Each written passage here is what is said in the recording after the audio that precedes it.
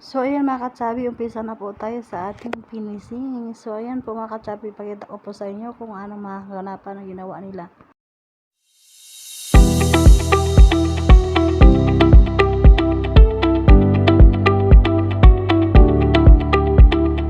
So, ayan mga katsabi, update tayo sa ating dream house. So, ayan, nag-umpisa na sila sa ating finishing. Itong isa naman, nagawa sila ng tungtungan nila doon sa loob para hindi sila malaglag ba. So, itong dalawa naman, nagmasa dyan sila ng saminto at saka buhangin para mag-umpisa na sila sa finishing. So, ang inauna mga katsabi doon sa loob. Tapos, ito naman si daddy, nagbili na naman ng 10 saminto kasi kulang talaga. Malaki-laki daw yung finishing doon sa loob. So, actually mga katsabi, natapos na talaga doon sa loob. Kaya ayan, nag-order si daddy ng paunti-unti, 10-10. Kasi pag order daw siya ng marami, baka daw maraming maraming sobra. Kaya ayan, ganyan lang ginawa niya. So, ayan mga katsabi, yung isang lalaki nagawa ng para tungtungan nila pag mag-finishing doon sa taas para hindi sila malaglag. So, ayan mga katsabi, yung papa ko nagbantay dyan hanggat sa yung yung asawa ko nagtrabaho. So, pasensya na kayo dyan sa loob mga katsabi kasi sobrang kalat talaga mga katsabi. Ayan. Ayan po yung ginawa nila, parang tungtungan, ganyan pala yan. Para yung paglipat-lipat nila ba, may tungtungan sila. So, pakyawan to mga katsabi, hindi ito siya araw-araw yung tawag nito, yung labor. Pakyawan to kasi pagansi kami pag daw araw-araw baka matagal pa matapos, kaya pakyawan na lang para mabilis lang talaga siya matapos. Diretso-diretso na siya mga katsabi ba. Kaya ayan, nagsimula na sila dito. Yung una ginawa nila, sabi ni daddy, ayan dito sa kwarto muna namin. Pero tapos na talaga yan dyan mga katsabi.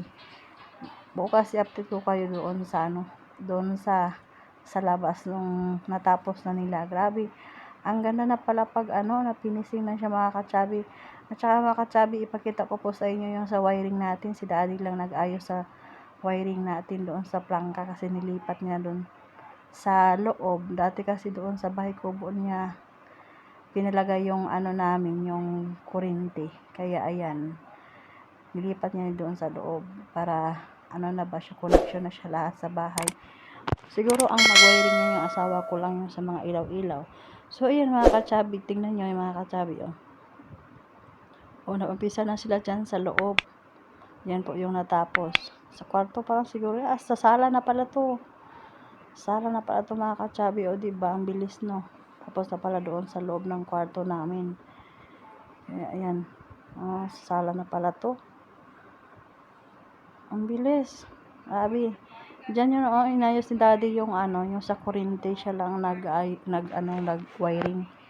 Kasi marunong din si daddy yung wiring.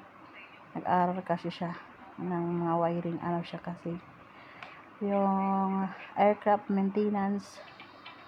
So marunong siya sa mga wiring mga katsabi. Yung sa mga kuryente naman, nag-aral din yan siya sa pista.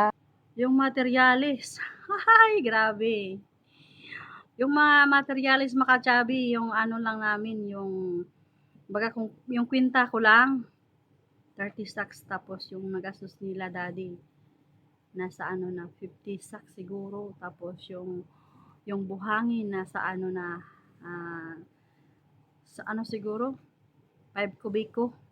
Kailangan konti lang yung buhangin doon kasi finishing na, diba?